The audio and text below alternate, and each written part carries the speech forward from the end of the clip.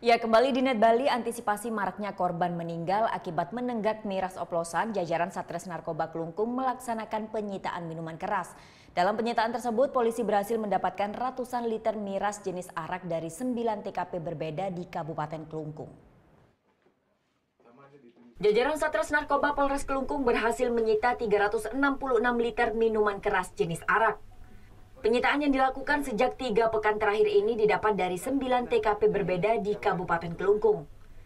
Dari proses penyitaan, polisi menetapkan 9 pelaku, di mana 4 orang diantaranya bertindak sebagai pengecer dan 5 orang lainnya sebagai pengedar.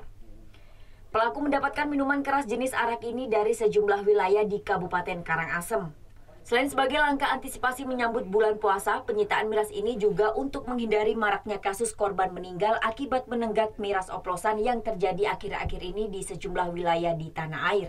Kita ketahui bahwa di wilayah Jawa khususnya terjadi banyak kejadian miras oplosan yang menyebabkan meninggal dunia. Untuk itu kami Polres Kelungkung tidak ingin kejadian serupa terjadi di wilayah kita. Kita berhasil melakukan penyitaan kurang lebih 366 liter miras. Kita sita dari beberapa tempat kejadian, yaitu di 9 tempat kejadian. Penyitaan minuman keras ini diatur sesuai pasal 111 ayat 6 Undang-Undang tentang Kesehatan. Meski tidak dijatuhi hukuman, namun para pelaku pengedar dan pengecer miras hanya diberikan sebatas pembinaan.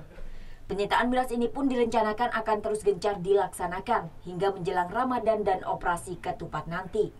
Kadek Martana melaporkan untuk Net. Oh yang beneran? Iya, oke. Tapi gue pernah.